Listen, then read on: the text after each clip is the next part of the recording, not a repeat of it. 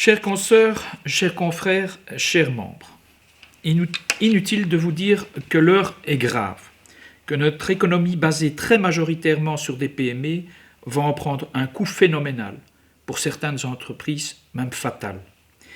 Et certains de nos cabinets ne seront pas épargnés. Plus que jamais, nous professionnels, conseillers privilégiés des entreprises, devons être à leur côté.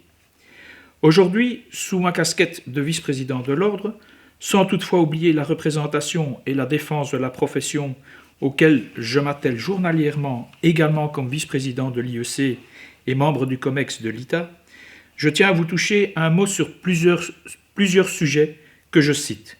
Les délais oubliés, le statut de profession essentielle, de la formation continue et de l'organisation de nos cabinets. Quant aux délais oubliés, homme de terrain comme vous, je n'accueille pas souvent favorablement des délais, et pour cause, ils désorganisent souvent nos plannings, profitant évidemment aux clients qui en abusent. Cependant, compte tenu des restrictions quant aux déplacements et aux problèmes de trésorerie que rencontreront beaucoup d'entreprises, les délais déjà accordés me paraissent utiles et raisonnables. Certains manquent. J'ai notamment épinglé la déclaration à la taxe compensatoire des droits de succession à rentrer par les ASBL pour le 31 mars, les anticipés d'impôts à prévoir pour ce 10 avril, mais également le délai du 1er juin auquel toutes les lettres de mission doivent être établies au regard et en respect de l'arrêté royal de décembre 2019.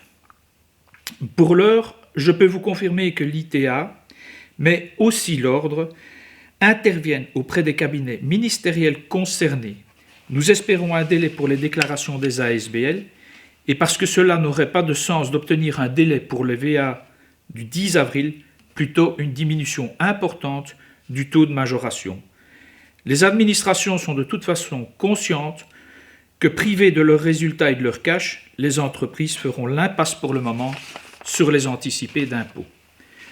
D'autres mesures sont demandées par l'ITA et soutenues par l'Ordre. Je cite l'extension des délais en général, les remboursements accélérés des montants en faveur des entreprises, le soutien à ceux qui choisissent de ne pas arrêter le travail et le mandat unique pour les experts comptables et les conseillers fiscaux.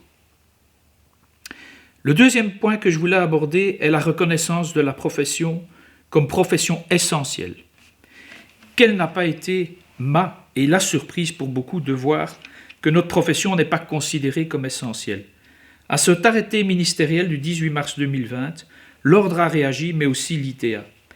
Réagi auprès des ministres ayant notre profession dans leurs compétences. D'autres ont réagi également, tel mon ami Emmanuel de Grève, président du Forum for the Future. Le week-end dernier, il a même, à juste titre, poussé un grand coup de gueule sur les réseaux sociaux. Je puis donc vous assurer que nous agissons. Ne sommes-nous pas, de droit, les conseillers privilégiés des entreprises et les gardiens du respect des lois comptables et fiscales notamment. Nous prêtons d'ailleurs serment en ce sens. Un troisième sujet qu'il m'importe de vous communiquer concerne la formation continue. Depuis plusieurs années, l'Ordre dispense des formations dites à distance, des e-learning. L'Ordre est d'ailleurs reconnu opérateur de formation e-learning aux yeux de la norme de formation continue de l'Institut. Dans ce cadre, vu d'une part la demande croissante de ce genre de formation, et d'autre part et surtout les mesures de confinement actuelles que nous subissons, et qui risquent encore de perdurer et de se renforcer, nous nous attelons à vous concocter quelques formations en e-learning. Gérard et moi présenterons même au prochain conseil d'offrir une dizaine d'heures de formation e-learning gracieusement aux membres en ordre de paiement de cotisation. Celle-ci, outre de vous garantir que nous défendons vos intérêts à différents niveaux, vous offre donc les lettres d'information, les bulletins de l'Ordre, des formations de grande qualité à prix réduit et le D-Package e-learning. Personnellement, je prépare actuellement 2 vidéos d'environ 1h15, 1h30, l'une sur la lettre de mission, l'autre sur le manuel d'organisation d'un cabinet.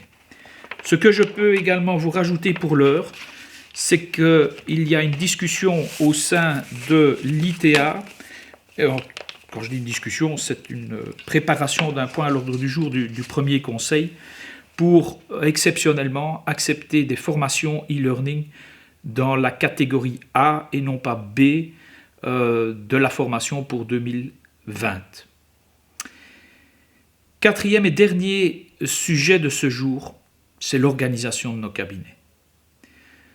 D'emblée, je voudrais m'excuser pour les mots forts et mes positions tranchées que je vais exprimer, mais il me semble qu'il est grand temps que certaines consoeurs et certains confrères se réveillent. Le cabinet idéal aujourd'hui et pour demain se doit d'être organisé pour mécaniser via l'informatique les tâches récurrentes sans réelle valeur ajoutée et pour être plus à l'écoute des entreprises, lesquelles sont notre tissu économique qui procure le bien-être de chacun. Ce modèle ne dépend pas de la taille du cabinet. J'ai un ami qui a fait le choix de travailler seul, à partir d'un bureau installé chez lui, près de sa famille. Mais il axe ses travaux sur les conseils et s'est créé autour de lui un réseau de personnes, de compétences, comme je dis, pour répondre à la demande de ses clients. Ce modèle, je disais, ne dépend pas de la taille, mais croire qu'on peut encore vivre d'un cabinet qui ne fait que des travaux de tenue de comptabilité via encodage, c'est se planter. Ces sous-cabinets mourront. Je le dis depuis longtemps, et la crise actuelle, certes non prévisible, ne fera qu'accélérer le processus. Une profession forte, c'est une profession qui se respecte, qui écoute et conseille les entreprises et joue son rôle sociétal. Ce n'est pas une profession qui mécanise des encodages juste pour gagner de l'argent sans conseiller à côté. Ce ne sont pas des professionnels qui bradent les prix pour jouer sur le volume. Regardez maintenant. Certes, ceux qui ont mécanisé traiteront les dossiers comptables, mais leurs clients iront chercher les conseils ailleurs s'ils ne sont pas présents. Et ceux qui bradent les prix, déjà qu'ils avaient dur de survivre parce qu'ils ne savaient pas assurer le développement et donc la pérennité de leur cabinet. C'est ceux-là même que j'entends maintenant dire « Je ne sais pas conseiller mes clients, je ne sais pas assurer la situation financière de mon cabinet, je n'ai pas les outils pour travailler efficacement. » Je l'ai dit, notre organisation est notre avenir de demain.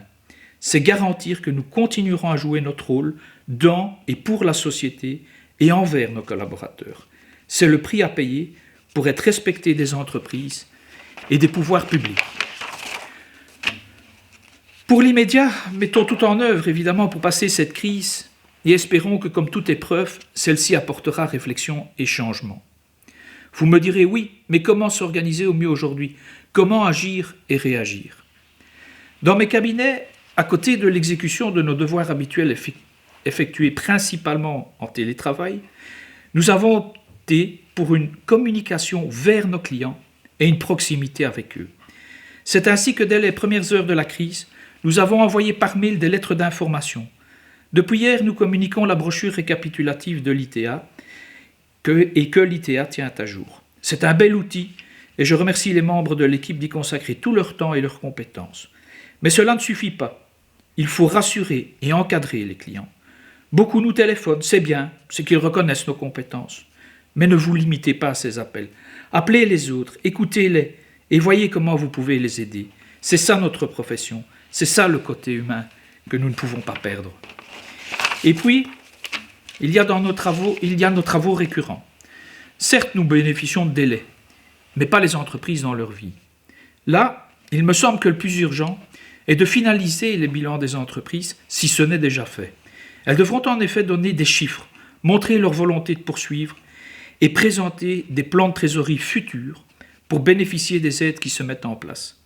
Il faut être prêt pour les assister. Sans nous, l'économie ira à sa perte et nos entrepreneurs auront raison de nous bouder. Petite parenthèse quant à vos travaux de clôture.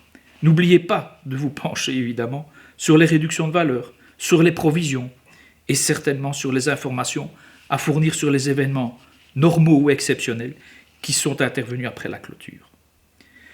Quant aux autres travaux, les récurrents, vous les connaissez aussi bien que moi. Planifiez-les donc avec vos clients. Organisez la collecte des informations et documents à traiter. Évidemment, ceux qui sont déjà outillés pour des comptes et des comptabilités dématérialisées auront plus facile. Je vous rappelle que l'IEC avait mis en place la facturation électronique via la plateforme Bill2Box. Après la crise, plus que jamais, orientez-vous vers ce produit, ainsi que les autres toujours développés dans le souci de vous aider. L'ordre aussi se penche sur des outils à vous offrir. Nous en reparlerons. Voilà qui clôt les points dont je souhaitais vous entretenir ce jour. Prenez soin de vous et portez-vous bien, ainsi que vos proches. Et à notre président Gérard Delvaux, et mes amis et confrères Guy Kahn, Jean-Luc Ilès, et à tous ceux dont c'est l'anniversaire aujourd'hui, en ce compris moi, je souhaite un bon anniversaire et je fixe rendez-vous l'an prochain pour fêter 2 anniversaires ensemble. Merci.